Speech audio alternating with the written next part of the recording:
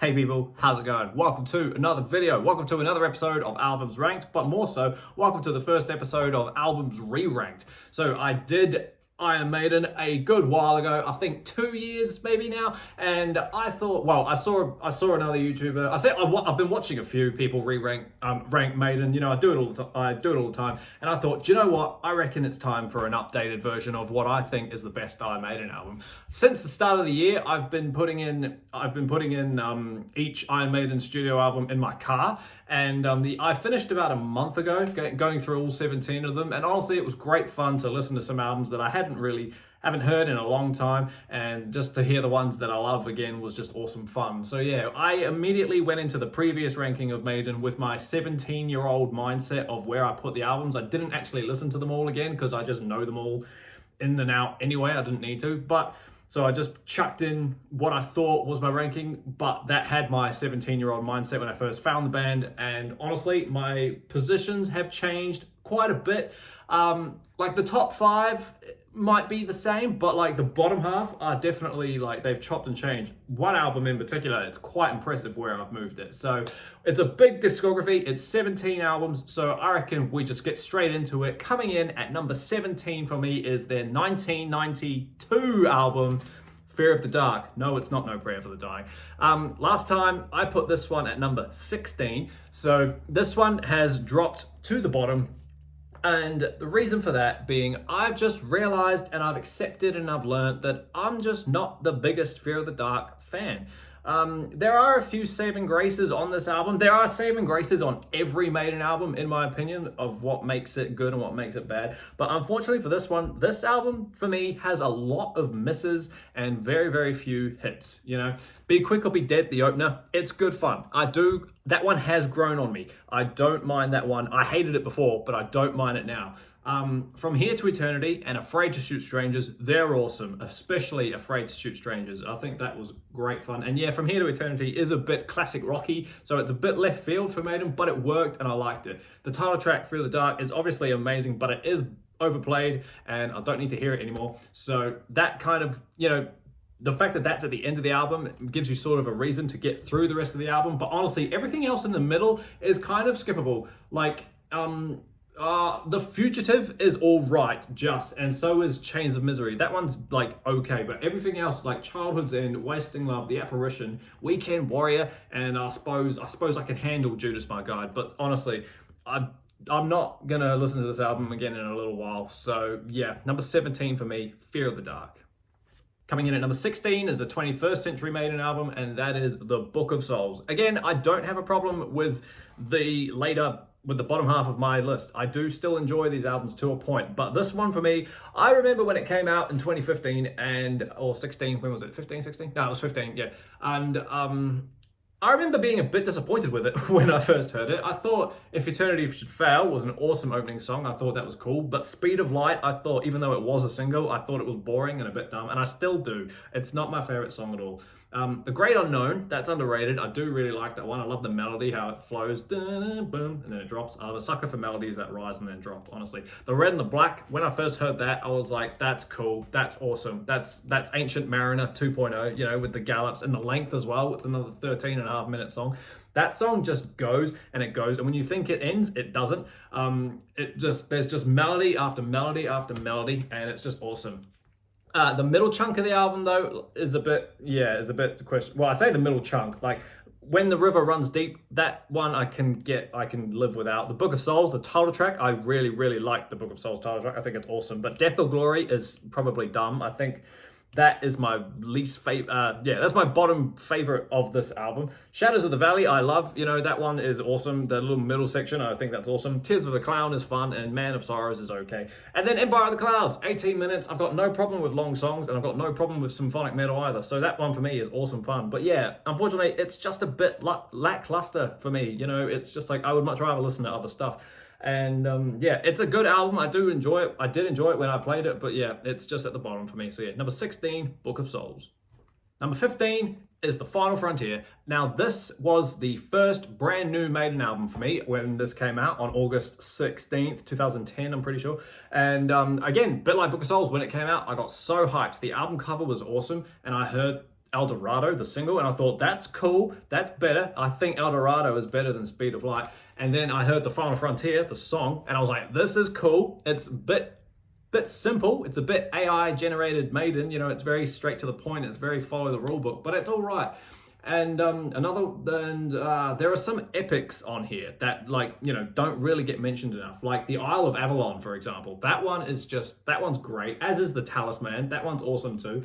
When the Wild Wind Blows, obviously the closing track, it's one of my favorite closing tracks of the entire catalog. It's awesome. And even The Man Who Would Be King, the song before the closing track, is honestly really, really good. The whole spacey vibe of futuristic stuff, I do quite like it. It's good fun. But you could say side 2, maybe? Or no, well, I say side 2. It's a bit weirdly broken up. There's Mother of Mercy is not nice. Coming Home is awesome. I like that song. I don't know why you don't like it, Mr. Boulder. I think it's great. Coming Home is awesome fun. The Alchemist is okay. And Starblind, I don't like Starblind, I've learned. Yeah, that one's not fun. But yeah, Starblind and Mother of Mercy, I just don't like them, either of them. So yeah, but it's still a good album nonetheless. It's a good Maiden album. It's all right. You get people who really, really love this album, and you get people who really, really hate it. And I'm just I'm a bit Swiss like that. I'm a bit on the fence. But yeah, so number 15, The Final Frontier. Number 14 is our first entry with Blaze Bayley, and it is Virtual 11. Now, when I say first entry, I know this is the second album he did, but I mean the first entry in the list. So, Virtual 11. Yeah, a lot of people bottom ranked. It's obviously not the highest ranked Maiden album for me, but it's not the bottom ranked either. I would really much rather listen to this than The Book of Souls and The Final Frontier. And I remember when I first heard this one, I found it thanks to Ed Hunter because that had the Klansman on it, and I was like, good lord, what's the Klansman? What is this? And then I found the whole album, and I was like, this album isn't actually that bad. And listening to it then, that was before I knew that the entire Maiden fan base hated it. So I was like, what? But I get why they hate it, but also at the same time, it's just like, there are moments on here that if you like normal Maiden, they're like, why don't you like this? Like for example, Future Real. If you like The Wicker Man and like Different World and stuff, you can still love Future Real. That one's just as fun. The Angel and the Gambler, I don't hate it.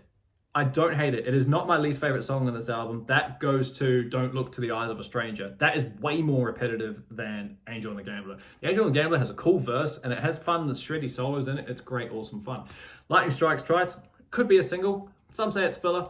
I don't. I think it's awesome. I love the chorus in it. I think it's great fun. It's a bit sung quickly, but it's still good. The Klansman, like I just said, the 9-minute epic on here, it's absolutely fantastic. When Two Worlds Collide and The Educated Fool, they're okay. They're like wannabe epics. We've got time on here? No. But they're like 6-7 minutes at the most, I think. But, they try, but they're catchy enough. The choruses are okay. I think Two Worlds Collide is better than Educated Fool because Educated Fool is a little bit repetitive and a tiny bit slower, but it's still good. And like I say, Don't Look to the Eyes of a Stranger is terrible, and Como Los Amigos isn't good either. So side 4 is awful, but sides 1, 2, 3, they're great fun.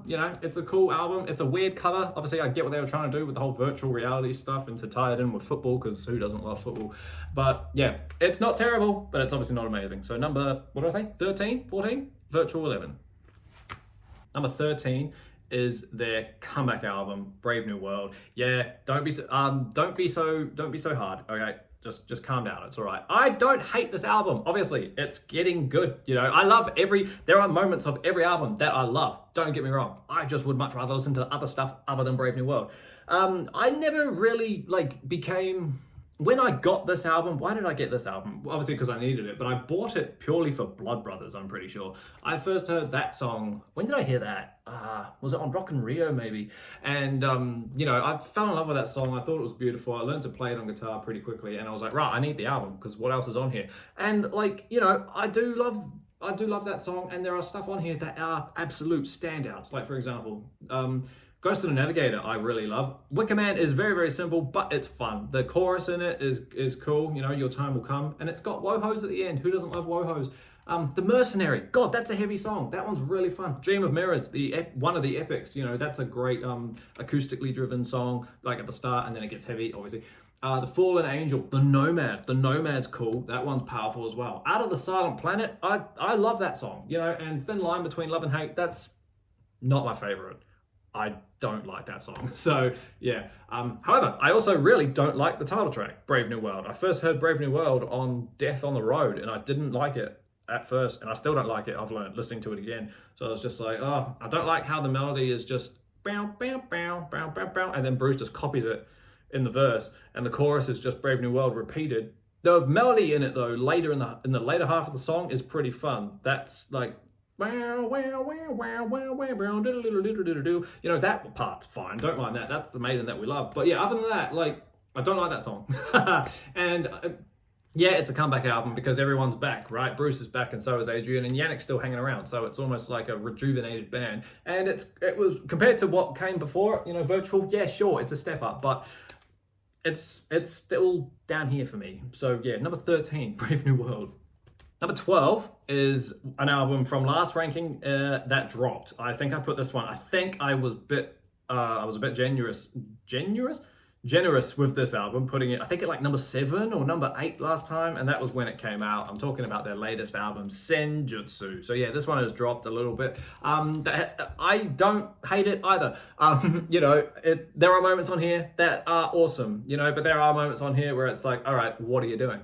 Like, for example, the opening track is interesting. It starts in a way we haven't really had a Maiden opening song that sounds like this. Yes, we had The Final Frontier, which was spacey and white noise stuff.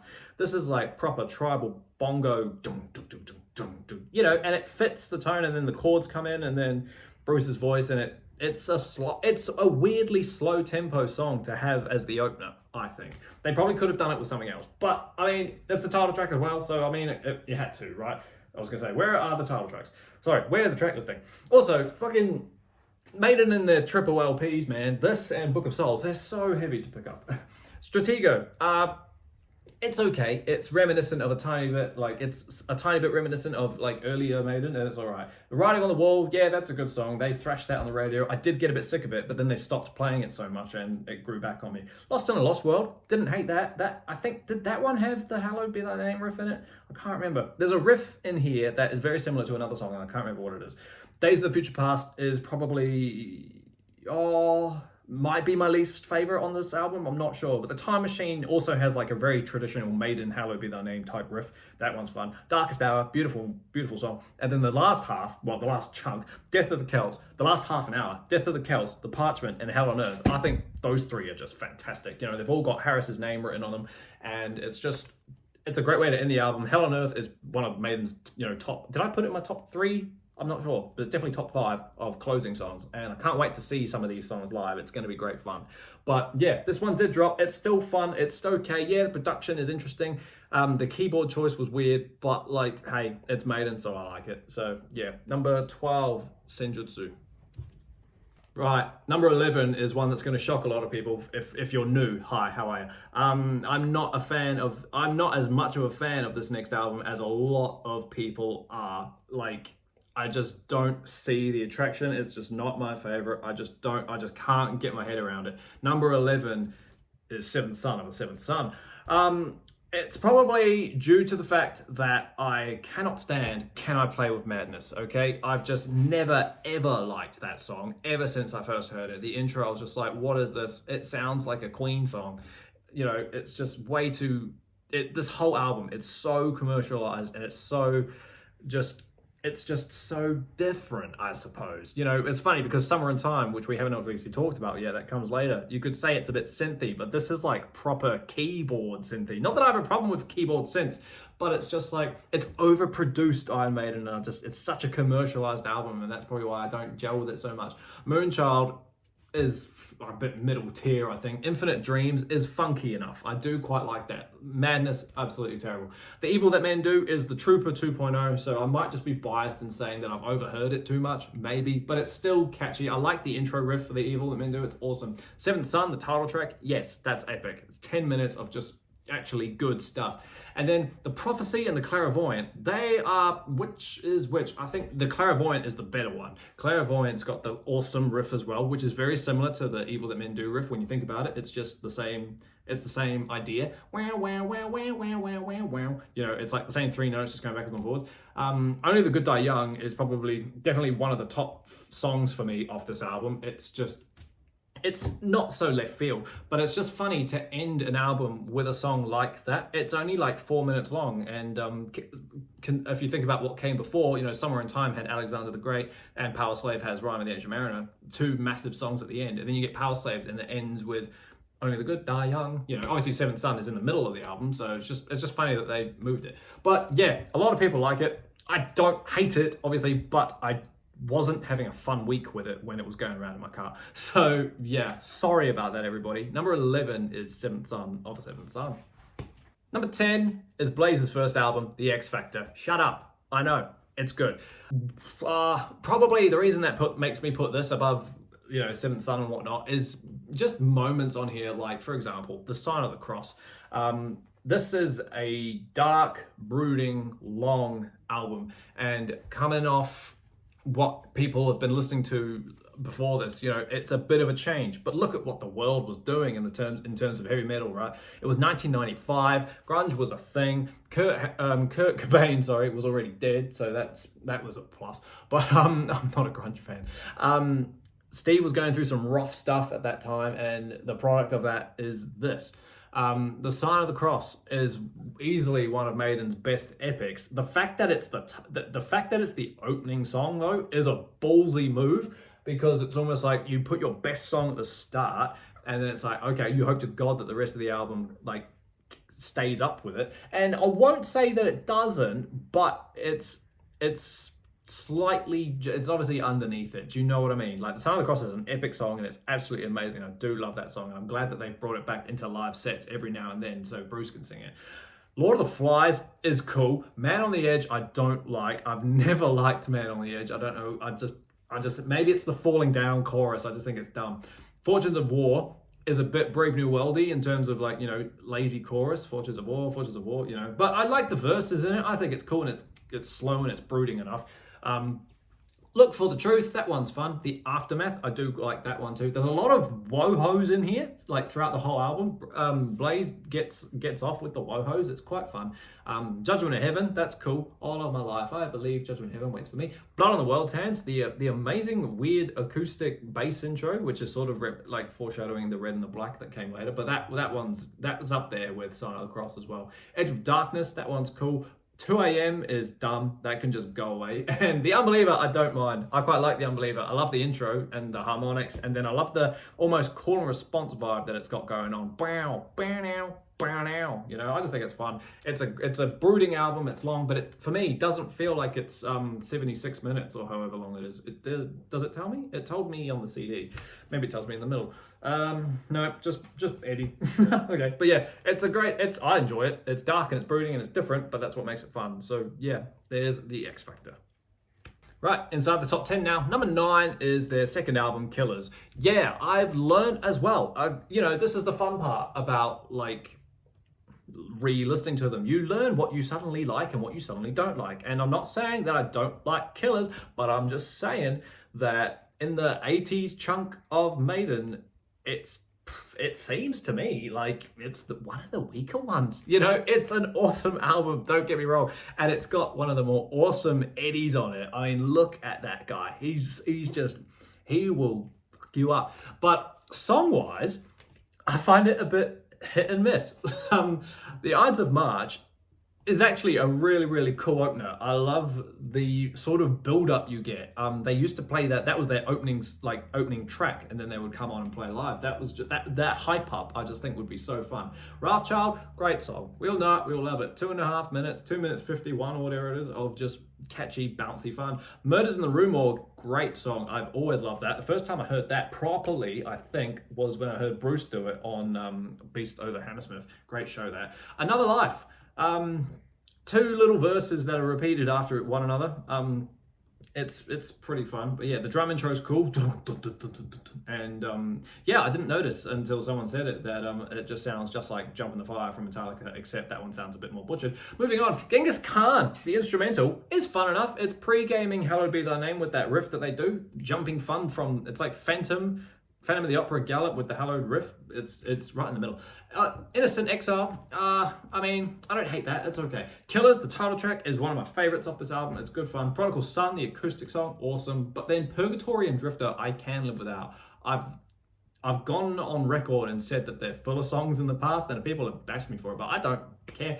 Like, they're cool, but they don't pack a punch for like the first half does. So yeah, it's a cool album, and it's very important, and it's very punky. It's obviously got Paul Di'Anno on it. I should have mentioned that, for those who are unaware. Bruce isn't here yet, but like, it is a fun album, but I just would much rather listen to whatever comes after it. So yeah, number 9, Killers.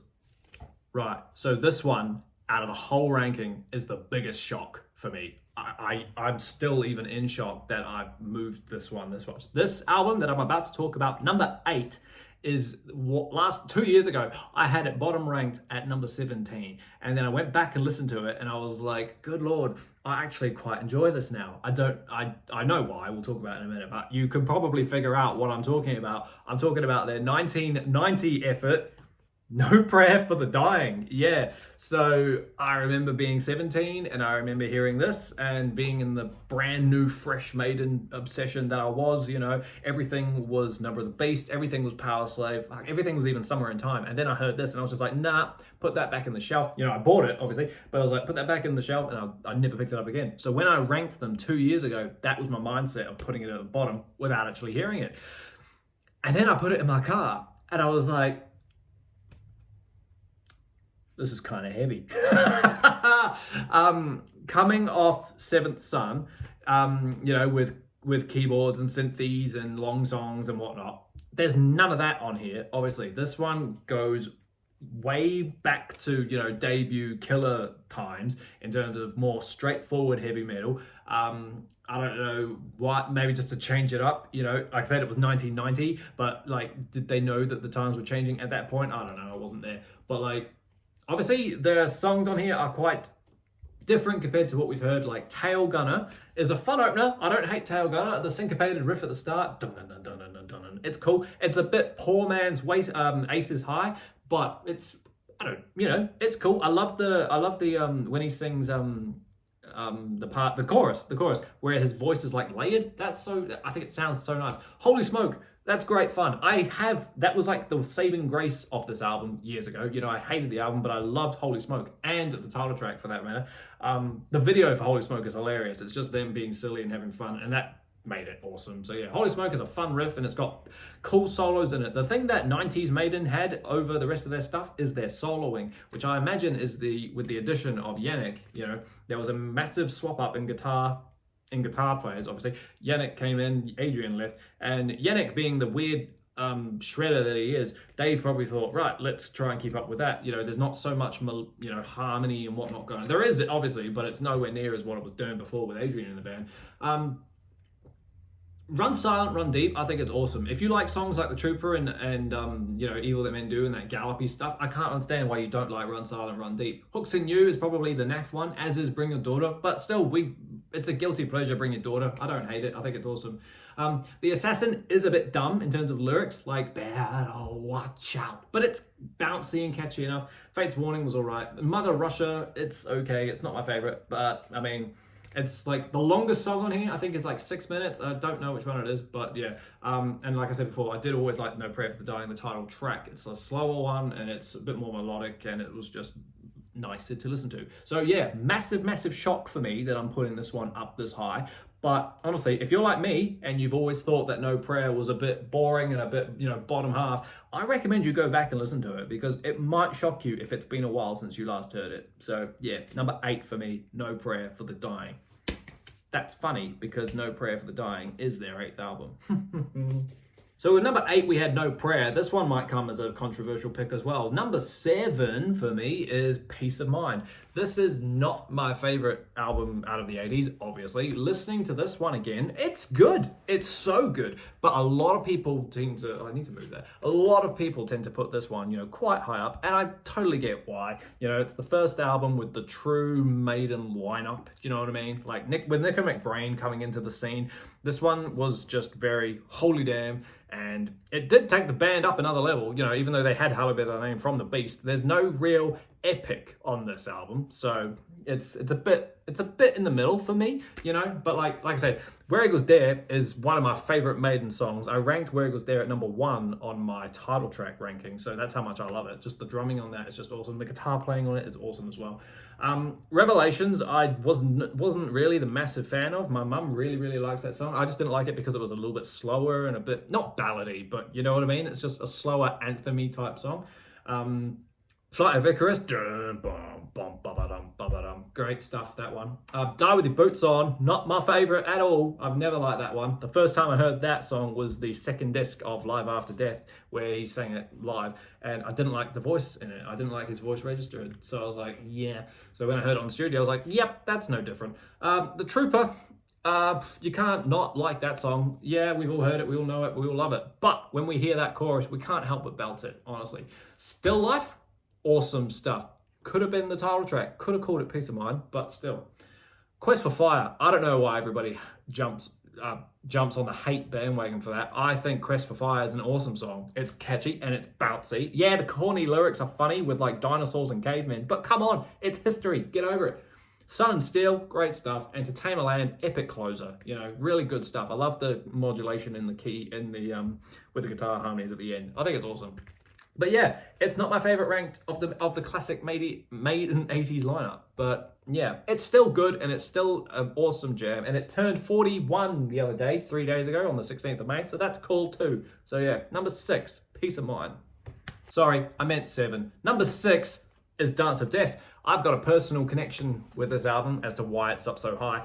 Purely because when I first heard the Death on the Road gig, that was the first time I was hearing a lot of their later half songs. At that time, I didn't even know that Maiden had 3 guitarists, like, currently, because I was jamming all the old stuff. So to hear songs like Dance of Death and Passchendaele and, you know, Montsegur and Wildest Dreams and whatnot, you know, I just thought, oh, this is all good stuff. Dance of Death, I do really like. I've always loved Dance of Death, the song especially, but yeah, even the whole album is amazing too. However, what I can get rid of on this album is No More Lies. I don't like No More Lies. Can you guess why? High registered vocals with a chorus that just says the title name, you know. Yeah, to me it's just boring. Montsegur, absolutely heavy as song. That one's awesome. Gates of Tomorrow, that one's cool too. I don't mind it. New Frontier, it's okay. It's catchy enough. And that was the one Nico McBrain wrote, I'm pretty sure. He either wrote that one or Age of Innocence, I can't remember. Passchendaele, epic song. Like, so epic. That one's awesome. Face in the Sand, that one's underrated. I love Face in the Sand. The little drum thing at the start, so cool. And the chorus as well, I think it's awesome. It's a bit cliche to write about in the whole don't trust the government kind of vibe that they've got, but I don't mind it. Age of Innocence is all right, and Journeyman is a wild card, but it's okay. You know, a full acoustic one that pretty much talks about like the relevance of the band. You know, don't really know where they're going, don't really know if they fit in anymore, but then they're Maiden. They're always going to fit in. So yeah, I love this album. If you get past the obvious album cover glitches, it's awesome fun, you know, and with the whole Phantom of the Opera type vibe with hanging out with the Deads and whatnot. It's awesome. I love it. #6, Dance of Death. #5 is my favorite 21st Century Maiden album, and that is A Matter of Life and Death. I think both Dance of Death and Life and Death both crept up on this list just a little bit, but this one, I don't remember it being #5 last time. This one is awesome. If you are stuck listening to 80s Maiden and haven't given 21st Century Maiden a go, this is the one to go to. I would just say listen to all of them, but if you only have time for one, give this one a go. It's a concept album, you could say, loosely. Well, I mean, it's pretty much a concept album, isn't it? I mean, look at it all. The only one that might not fit on here is Out of the Shadows, but still, everything else on here is that like these are all great songs. Different World, the opening song, 4 minutes of just classic Maiden opening song. I think it's great. I've always loved Different World. I think it's awesome. These Colors Don't Run. I think that one's great as well. I just love that one's got wohos in it. That one's just, I love the guitars in it. That one's fun. Brighton and a Thousand Suns, didn't like that song at first when I first heard it. Again, the chorus was too high, but I was like, it grew on me. I was like, nah, this is all right. The Pilgrim is fun. It's got a simple little intro. I think it's awesome. The Longest Day, that's a hard, honest song, but I do like that. Out of the Shadows is still nice enough. It's a tiny bit slower, that one, but it's all good. Weirdly enough, I would skip Benjamin Brieg. I don't find that song as exciting as others on this album. You know, it's a bit repetitive and it's just a bit samey for me. However, For the Greater Good of God is top 5 Maiden songs of all time. That one's just amazing. Everything from the context to the riffing to the drums to the singing to the harmony to the solos, just everything about that song, note for note, is perfect. Lord of Light is good, and The Legacy is a fantastic closer as well. Little haunting acoustic lullaby thing almost at the start, and then with massive power chords coming in followed by symphonic shit. It's so fun. No chorus in that song, just motifs and just moods throughout it. It's honestly amazing. If you haven't heard A Matter of Life and Death, I highly recommend you get onto it right now. That is number 5, A Matter of Life and Death. Nearly there, team. Into the classics now. Number 4, Somewhere in Time. I was so divided on whether or not to put this one here or slightly higher, because I was just like, this is literally an 8 out of 8 album. I say that because it's got 8 tracks, right? Even the one that I really don't like, even the one that is bottom ranked for me, is still good, and everything on here fits with the context of the album. Do you know what I mean? Caught, Somewhere in Time, the title track, holy damn. You open with a 7-minute heavy technical song like that, you're bound to be in for a good time. Wasted Years, great song, very famous, very iconic. We all know it, we all love it. Sea of Madness is the one that I was mentioning when I said not really my favorite, but it's still good, and I still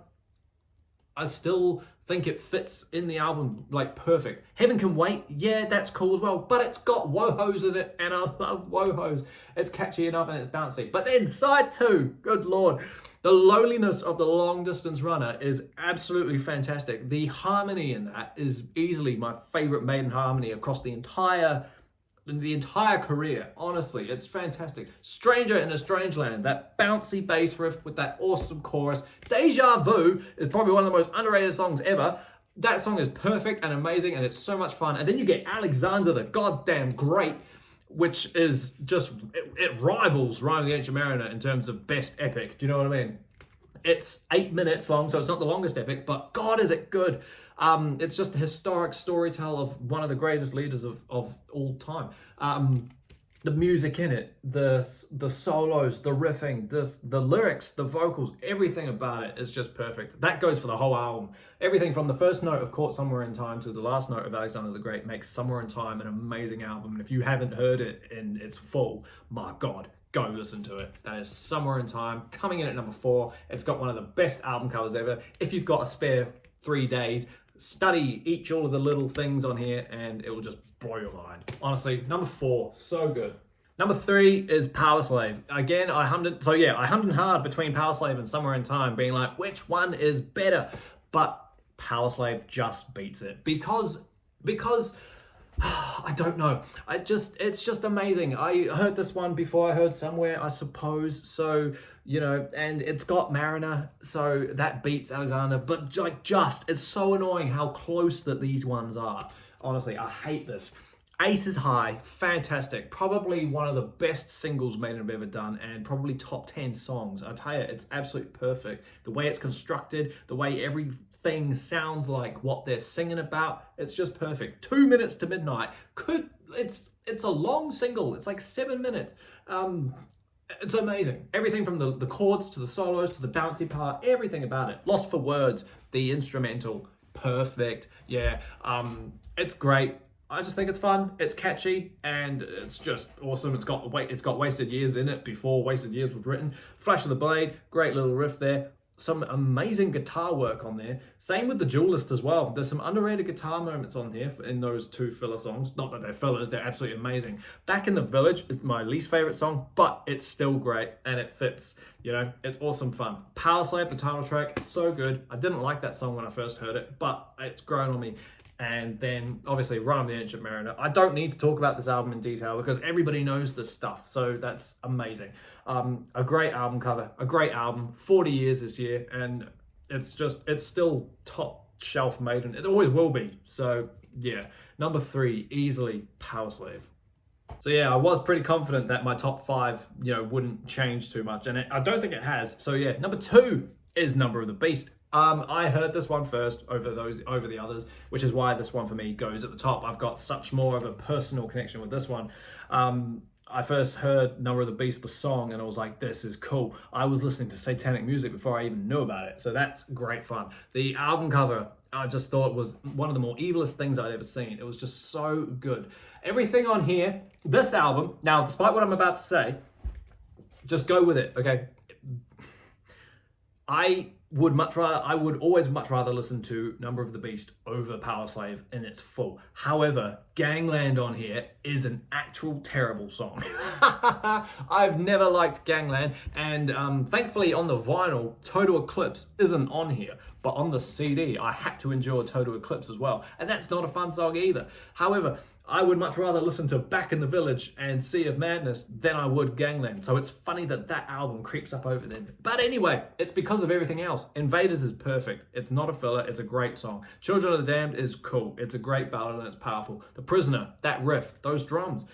22, Acacia Avenue. I think it's great. It's like catchy metal. It's bouncy and it's so much fun. And then, of course, Number of the Beast. Again, just like Powerslave, I don't need to go into too much detail about these albums. I don't need to tell you to go check this out. But if for some reason you're new, hi, go listen to it. Honestly to God, Run to the Hills is it overplayed? No, I haven't heard Run to the Hills in a long time, so it was nice to hear that again. But then you've got Hallowed Be Thy Name, like a top shelf Maiden song, and it forever will be, no matter how overplayed it gets. Fear of the Dark is overplayed, and so is Hallowed Be Thy Name. But guess what? Are we fed up with Hallowed Be Thy Name? I don't know about you, but I'm not. So yeah, it's a fantastic album. It's amazing. Everything from the cover art to just everything on here. I love it so much that I've got it on my arm. The verse that they sing on the Number of the Beast song, at the start of the song. Honestly, it's amazing. It's so good. Number 2, Number of the Beast. And it still might come as a shock to those who don't quite understand that number 1 for me is their iconic debut album. It's not big. Okay, let's just get one thing straight here. Is it their most technical album? No, probably not. Is it the album that took them to new heights and, made them see the world? Well, I mean, they did see bits of the world with it, but, in the grand scheme of things, no, it's not. Is it the most well-produced album? Absolutely not. Is it the longest album? God, no, definitely not. However, it's number 1 because this album, if you're new, get ready. This album is the album that did it for me. When I first heard this album in its full, Mum showed me the songs Number of the Beast and Run to the Hills, and then she said, okay, cool. And then she said, I've got this album on CD, here you go. And she gave me an OG CD, and this is actually her LP as well. It's an OG from 1980, which is why it's so flimsy and banged up. I had to take it when I moved out. She's like, listen to this and see what you think. And I was like, all right, cool. Everything from the opening power chords all the way down to the last power slide on the Iron Maiden song just knocked me back and threw me on the floor. I was just like, my life had changed. I was how old was I? I was 14, I think. So I was just like, good Lord. Everything Maiden did, because of this album, everything Maiden did in terms of like musical stuff, I wanted to do. I had a band. Our first album was going to be self-titled, and it was also going to have a title track. There was going to be an instrumental on there because Transylvania on here is the instrumental. Our 5th album was going to be live because Live After Death was live. Do you know what I mean? Everything they did, I wanted to do, and I became obsessed with this album. I'm still obsessed with this album today. It's obviously not ever going to be number 1. Prowler, I think, is awesome. It's just great fun. Remember Tomorrow is so good. Running Free is simple, but it's fine. It's way better live, I won't lie. But the song that did it for me is Phantom of the Opera. That is the song that was the final bullet in the head when I was listening to this album, and I hadn't even gotten halfway yet. That was track 4, and there's still 4 to go. And just everything about it, from the intro riff to the verse riff to the picked chorus part, apparently, to the solos, to the harmony, to that da-da-da-da-da-da part, I was just like, oh, I can't keep up with this. What's going on? And then I got hit in the face with Transylvania. Just that, I couldn't believe it.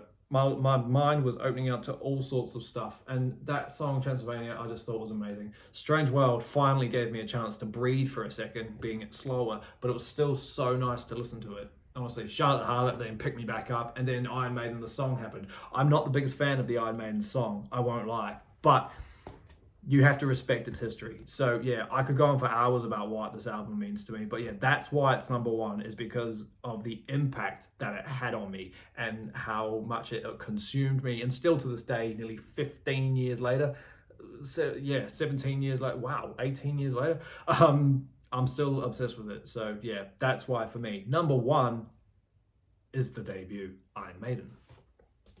Oh, awesome as team, we did it. Thank you so much for hanging out with me while I sit here and get increasingly more passionate about my favorite band's debut studio albums. Let me know down below what your favorites are. Are they close to mine? Are they completely different? How low did you put the debut? Because I know a lot of people put it like middle tier, and I'm just like, argh.